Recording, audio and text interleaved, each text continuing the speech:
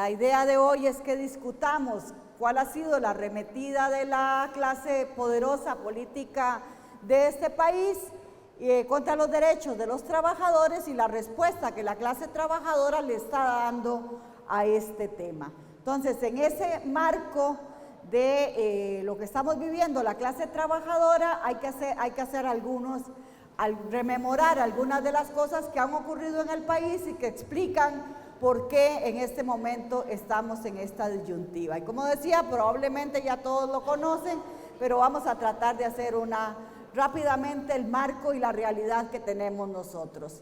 El neoliberalismo para el mundo, y Costa Rica no es la excepción, ha significado desigualdad y exclusión social entre los 70 y los 80. Recordamos que el tema del neoliberalismo se impone en el mundo a partir de los 70, con la nueva visión a partir de la última crisis económica de ese momento de los 70. Una crisis económica también que afecta al resto de América Latina, donde la vía de desarrollo que se decide en este país es la sustitución de la agricultura por las importaciones. Se fortalecieron las dictaduras en América Latina y eso cambió la visión de América Latina, las soluciones económicas, políticas y sociales de nuestra zona. Una agresiva política de endeudamiento por parte de los grandes organismos financieros internacionales que obligan a los países de América Latina a endeudarse.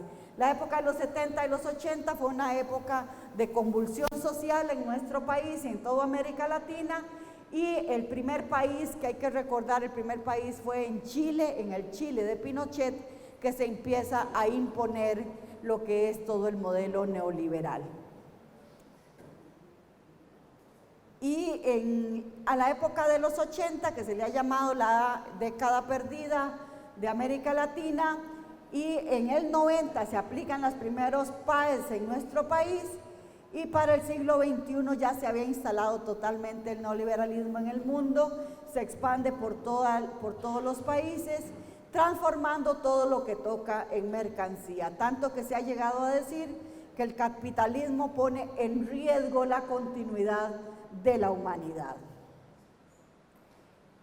Con el consenso de Washington, que todos recordamos, el consenso de Washington es el que define cómo se instalaría el modelo neoliberal. Lo que pretende el consenso de Washington es reducir al mínimo la intervención estatal y defender el libre comercio.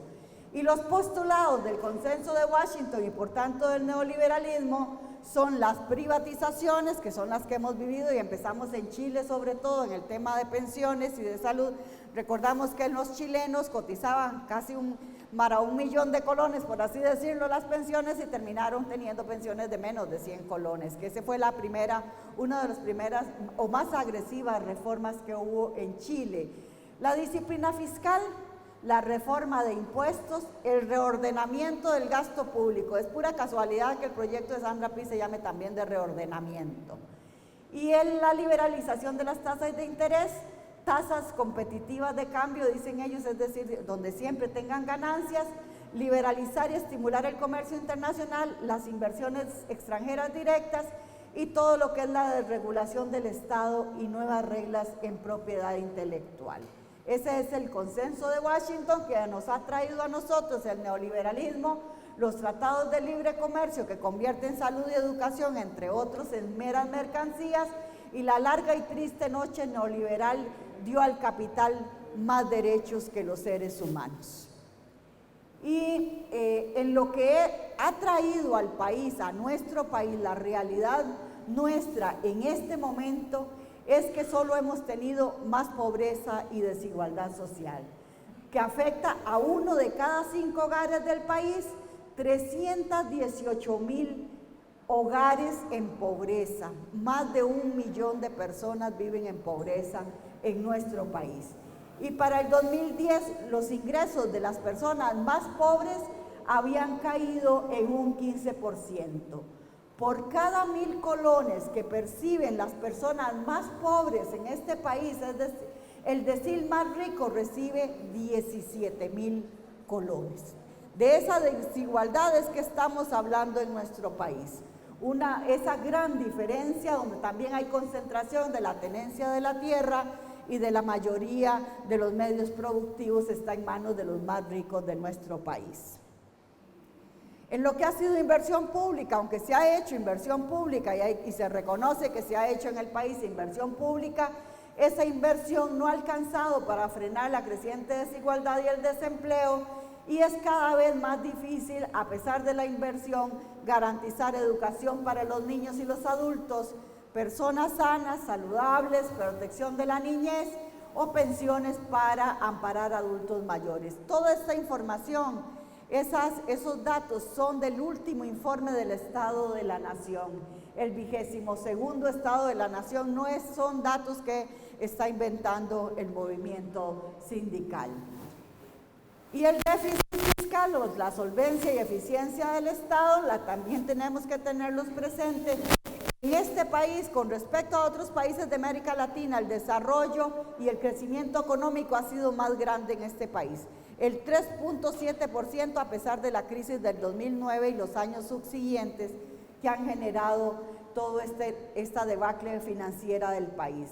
El déficit fiscal ronda el 6% y el robo de impuestos el 8.2%, y como sabemos, si sumamos a eso exoneraciones, llega alrededor del 14%, con lo cual el déficit se resuelve solo con también resolver el tema de las exoneraciones o de la subdeclaración, el robo de impuestos. Las empresas subdeclaran las ventas y sobrereportan los gastos, y con eso el año pasado solo denunció la misma Contraloría General de la República que 4 empresas en este país se ganaron 97.000 millones de dólares y no reportaron un solo 5 al fisco, no tuvieron ganancias. En 4 años seguidos, ni un colón. A nosotros nos viene rebajado el salario, el impuesto al salario. Las empresas se ganaron una cantidad exorbitante de dinero y no reportaron un solo 5, no ganaron nada los pobrecitos empresarios de las 4 más grandes empresas de este país. El alto endeudamiento supera el 40% y según el Monetario Internacional para el 2021 llegará a casi el 70%. ¿Y por qué es importante esto? Porque el proyecto de que se ha llamado regla fiscal establece que cuando la deuda llegue al 60%, se congelan los salarios y las pensiones de la clase trabajadora. Y adicionalmente establece el proyecto de ley de regla que hemos llamado regla fiscal, que también el seguro de salud, por ejemplo, la Caja Costarricense no podría gastar un colón más en lo que es el seguro de salud para atender a la población cuando esa deuda llegue al 60%, y con la facilidad con que se endeudan los políticos en este país, ni siquiera creemos que llegue al 2021. Y el principal bien de exportación han sido los productos médicos, por eso es tan importante privatizar y desmantelar salud y educación, porque es donde está el negocio. En lo que es el mercado laboral, el desempleo es superior al 9%, pero ese desempleo es de los que están consiguiendo empleo esta semana. Si no están consiguiendo empleos, esos no entran dentro de esa estadística, con lo cual, de acuerdo a los estudios de la Universidad Nacional, si efectivamente se tomaran los que no tienen empleo, no solo los que no buscaron empleo esa semana, el desempleo en este país es superior al 15%. De la mayor parte del empleo que se está generando en el país lo generan los hogares, o sea, es el sector informal el que está creciendo, el sector formal no. De hecho, en este periodo, entre el 2014 y el 2015 y principios del 16, el sector público perdió más de 54,000 empleos, que es uno de los sectores que más moviliza la economía y que tiene más posibilidades de desarrollo económico. Y hay un incumplimiento reiterado de las garantías laborales. Hay 103,000 trabajadores en este país a los que son trabajadores, a los que no se les paga el aguinaldo, no se les da vacaciones, no se les da día libre, no se les da ninguna otra garantía que está establecida en el Código de Trabajo. Y como dije, lo que crece es la mayor informalidad, por eso Costa Rica está muy lejos del empleo decente, como lo estableció la OIT en el 99, es ese empleo que garantiza libertad, equidad, seguridad y dignidad. Y con estos proyectos cada día nos alejamos como clase trabajadora más de la perspectiva de tener empleo decente. ¿A quiénes le debemos todo esto? A los mismos políticos de siempre. Han sido más de lo mismo para los que creímos que había posibilidades de un cambio en este país. Hemos descubierto que eso no es, que son los mismos políticos de siempre los que lo están ofreciendo a la clase trabajadora en este momento, más inestabilidad, más pobreza. Esos son los que nos están beneficiando efectivamente, según ellos, con una supuesta equidad en el siguiente sentido. Los proyectos que están en la Asamblea Legislativa, yo sé que los han visto, pero los vamos a reiterar. El 19.787, que es el que pretende eliminar anualidades, que fue presentado por el PAC.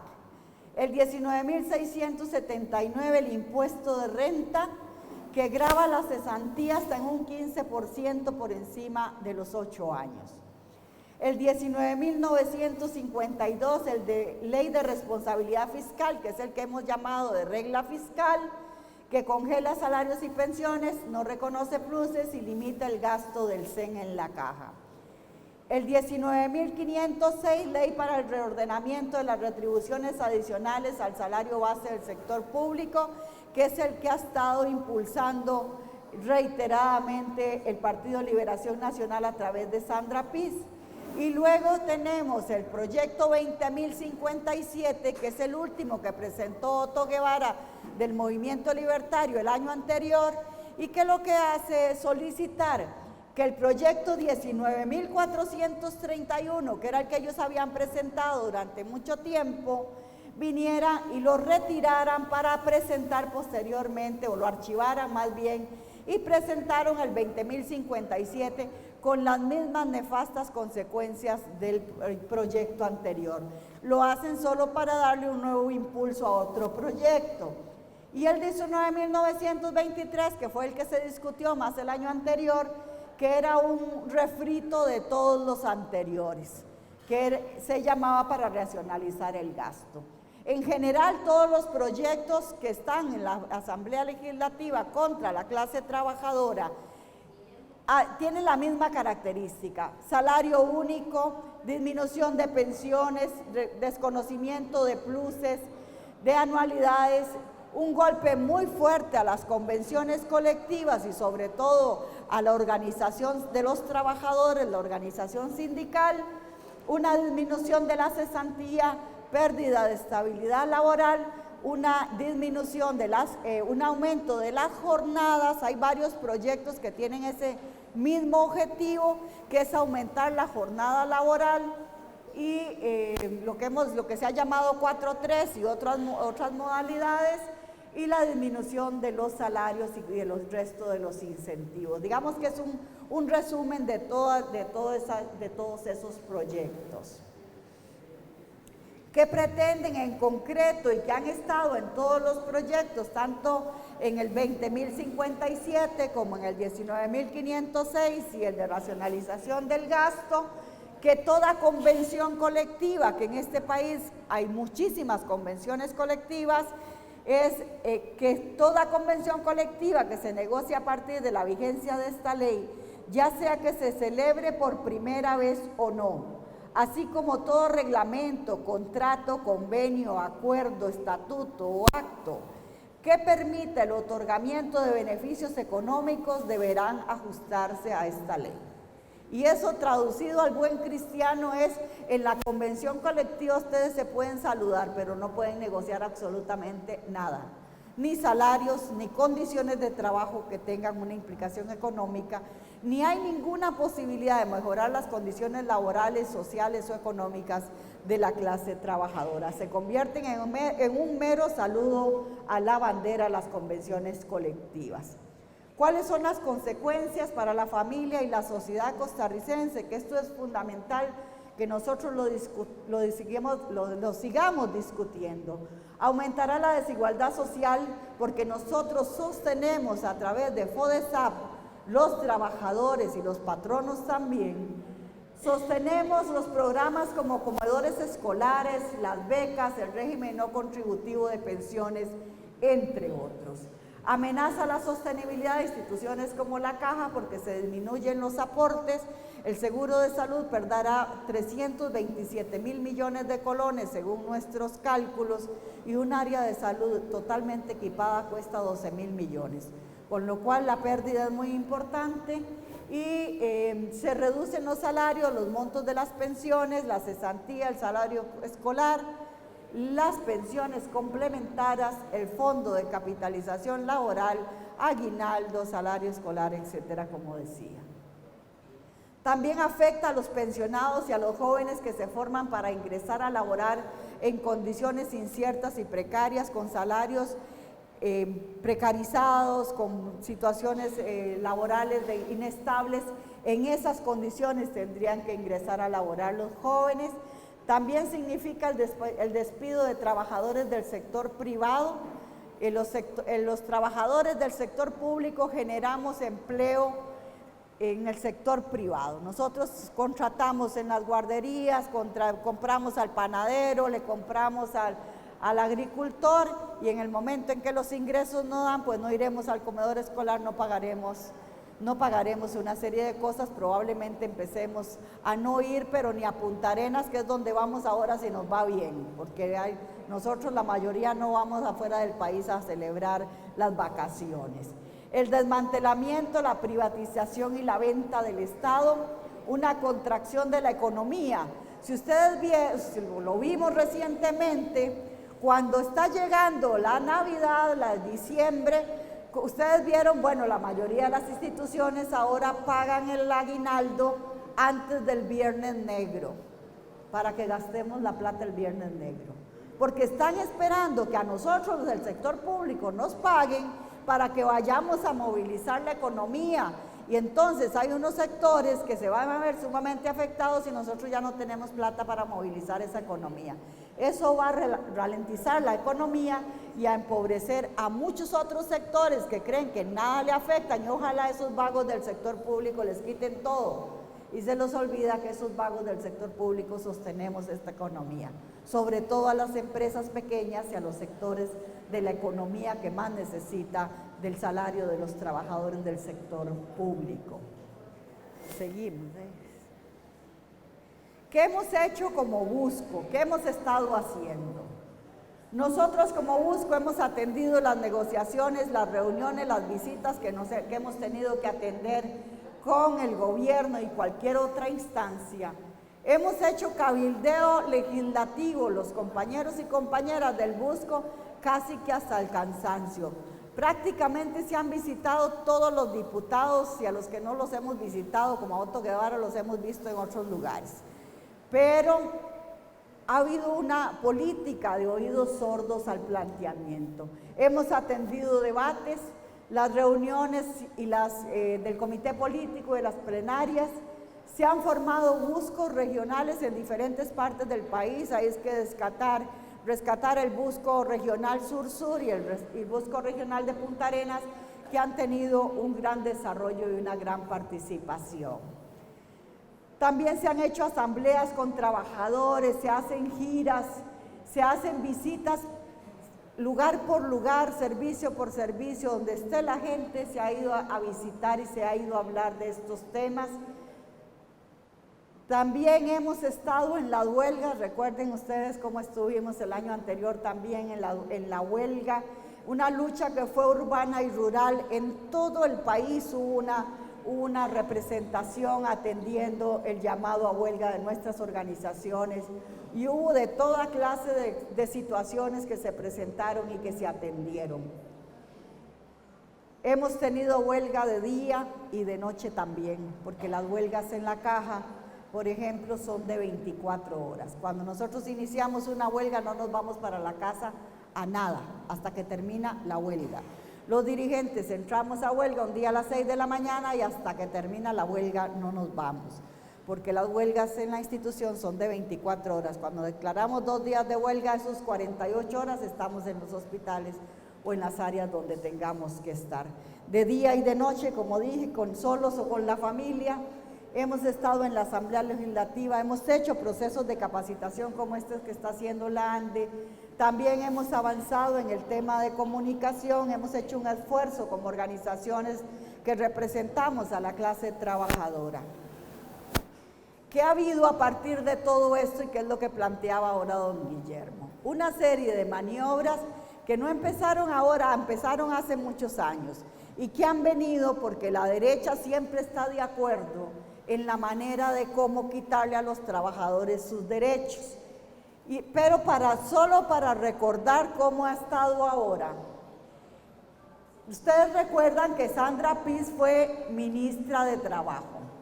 El proyecto 19.506 lo presentó siendo ministra de Trabajo. Y después se convirtió en diputada de Partido Liberación Nacional sin un solo voto, porque era el primer lugar por San José. Ella no necesita que nadie la eligiera, la eligió el partido.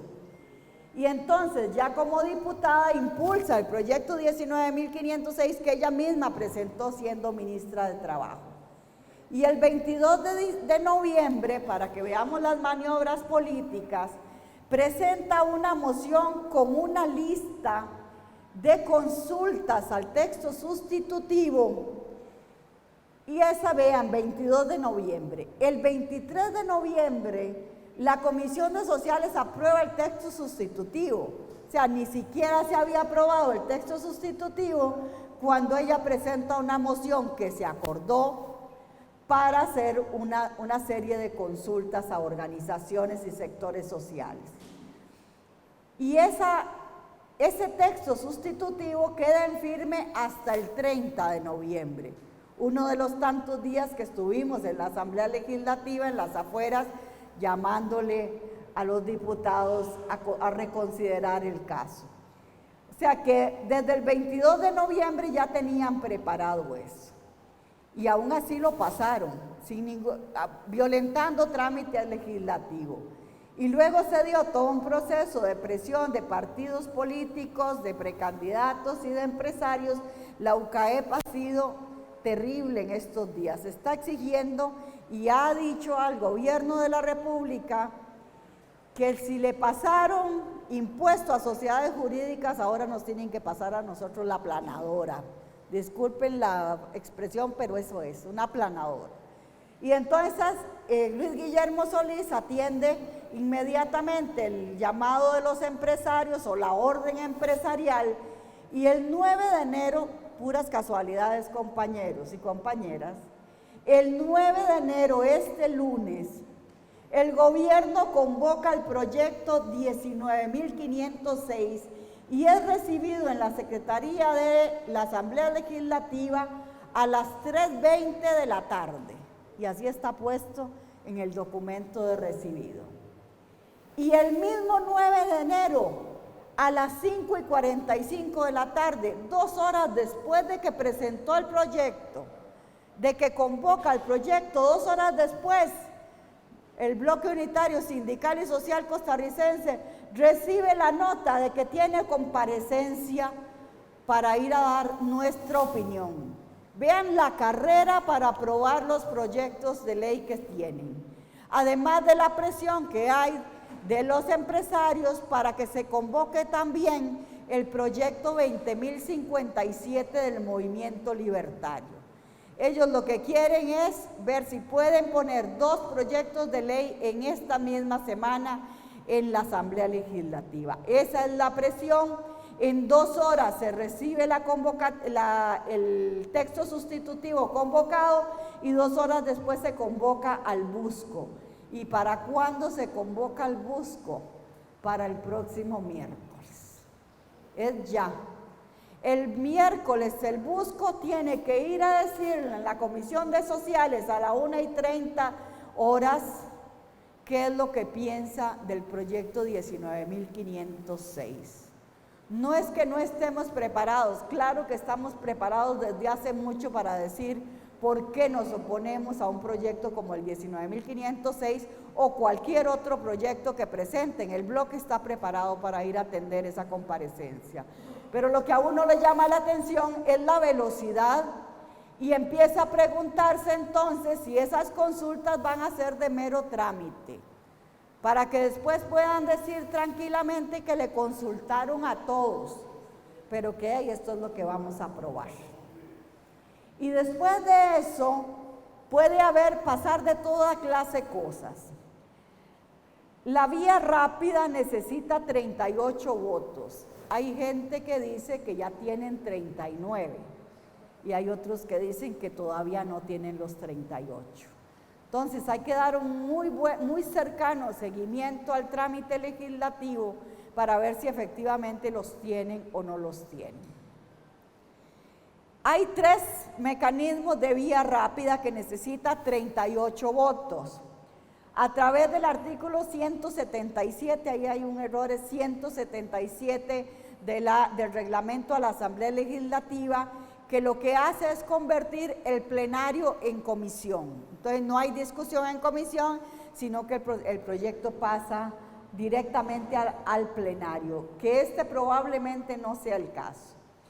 Pero pueden aplicar un 208 bis del reglamento a la Asamblea Legislativa, que lo que establece son plazos para que se cumplan con los trámites, pero después para aprobar el proyecto necesitan apenas 29 votos, mayoría simple.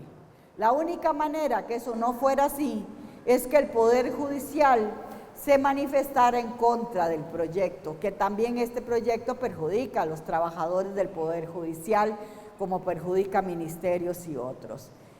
Y si ese no fuera el caso, son 29 votos, facilísimos de conseguir, porque la mayoría los tiene Liberación y unos cuantos más de la unidad y se acabó.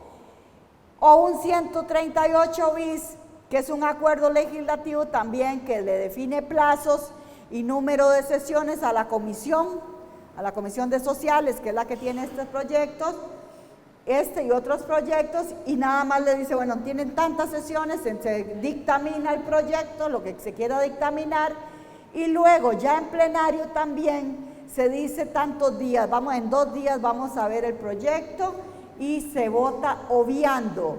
Así puede tener 500 mociones el proyecto, todas las mociones se rechazan o se anulan, no se ven, y además se limita el uso de la palabra. El mecanismo más antidemocrático para aprobar una ley son estos mecanismos de la vía rápida. ¿Cuál es la respuesta laboral? ¿Qué es lo que el bloque está haciendo y qué es lo que nosotros proponemos a la clase trabajadora? Bueno, estamos haciendo un trabajo de comunicación. Han visto las vallas que se han puesto en todo el país, donde entre otros los mensajes han sido precisamente que los trabajadores y trabajadoras generamos bienestar social y democracia en este país, y también denunciando a Sandra Piz y otros diputados que son los que impulsan estos proyectos. Al final, compañeras y compañeros, estos proyectos efectivamente lo que van a hacer es desmantelar salud y educación, abaratar los salarios del sector público, y los salarios del sector público son el techo salarial del país. Si los salarios del sector público no crecen, menos crecen los del sector privado. Eso es una realidad que manejamos los trabajadores del sector público, pero que los trabajadores del sector privado creen que eso no tiene ninguna relación. Pero siempre ha sido en la Comisión Nacional de Salarios del Sector Público, el techo de los salarios siempre es el sector público. Entre más se bajen, entre más se congelen los salarios, entre más barato sea la mano de obra costarricense, peor condición tendrán los trabajadores del sector privado, sin contar las otras cosas que ya dijimos que significarán para el pueblo costarricense adicionalmente a esto, porque los proyectos de ley van a la par del aumento de impuestos. Y el aumento del 15% de impuesto al valor agregado es una escalada de impuestos que la sociedad costarricense no va a ser capaz de poder manejar, sin incluir entonces muchas más familias en los sectores de mayor pobreza. ese aumento de impuestos significará un duro golpe a las economías y a las familias costarricenses, y ese es el peaje, o ese es lo que ellos quieren cobrar por, efectivamente, pasamos todos los paquetes de impuestos y pasamos regla fiscal y le pasamos las demás cosas siempre y cuando se aprueben modificaciones legislativas. Seguiremos haciendo cabildeo y el seguimiento cuidadoso. Hay que estar en Asamblea Legislativa todos los días, varias organizaciones hemos estado ahí, bueno, hay asesores que ya están ahí de todas las sesiones, todos los días en la Asamblea Legislativa informando, bueno, esto es lo que está pasando, hoy presentaron, dijeron, así, hay comisión de sociales, no hay, y además es muy importante la presencia en la Asamblea Legislativa, ya sea en las comisiones o cuando llegue a la plenaria o en los meetings que pueda acordar el bloque unitario. También es necesario, y lo hemos considerado, hacer una unidad táctica y coyuntural. Tenemos diferencias dentro del movimiento sindical, sobre todo por formas de hacer las cosas, pero en esta ocasión se considera absolutamente necesario hacer una unidad táctica y coyuntural del movimiento sindical, prepararse para las manifestaciones y, de ser necesario, estamos preparando la huelga. Bueno, de ser necesario no, la huelga, eso es inevitable, no hay otra manera. Nos han estado midiendo, no hay posibilidades de echar atrás, ya el gobierno ha sido tajante, incluso Luis Guillermo Solís se atrevió a decir que él no está de acuerdo con la huelga, como si nosotros los trabajadores tuviéramos que pedir permiso al Ejecutivo para hacer la huelga. No sabe cómo es que la huelga es huelga, y la huelga va. Nosotros hemos hecho, y ellos han hecho consideraciones, por ejemplo, acerca de las vacaciones. La presión del año pasado les impidió pasar el proyecto. Los fuegos electorales, nosotros esperamos que tenga algún efecto también, ya cuando la campaña política está abierta, ningún partido quiere mover nada y pagar el costo político. Y en el caso de Luis Guillermo Solís, se cumple su sueño de ser presidente, pero no le importa el fuego político. Entonces, nosotros, por ejemplo, el sector salud, que es el que está laborando en este momento, alguna parte del sector universitario, estamos dando seguimiento al trámite legislativo, pero si hay una aprobación de alguna vía rápida, o si llega al plenario por algún otro mecanismo, por lo menos nosotros iniciaremos la huelga en ese momento.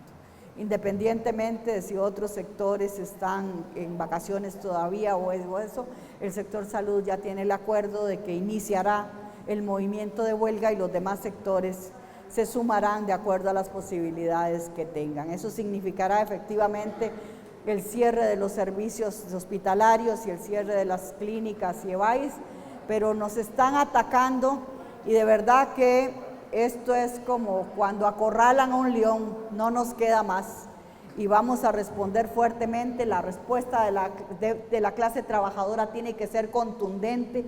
Si la derecha nos gana esta pelea, nosotros podemos recoger todas las cositas e irnos para la casa a ver cómo sobrevivimos, porque la clase trabajadora habrá perdido una de las oportunidades más grandes que tiene para defender su dignidad, el bienestar de su familia, el derecho a un trabajo digno y a un salario y al respeto que merecen la clase trabajadora, que es la que genera la riqueza de los países.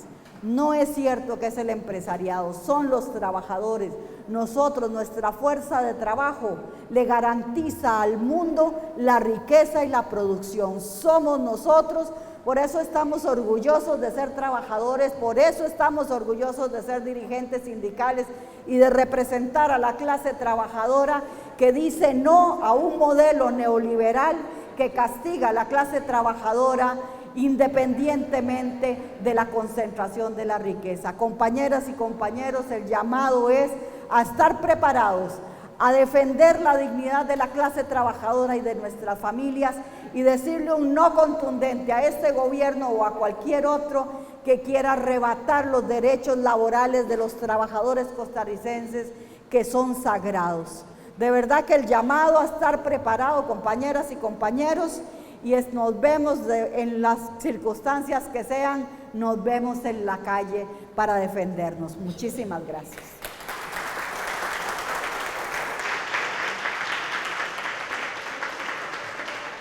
Vamos caminando, aquí se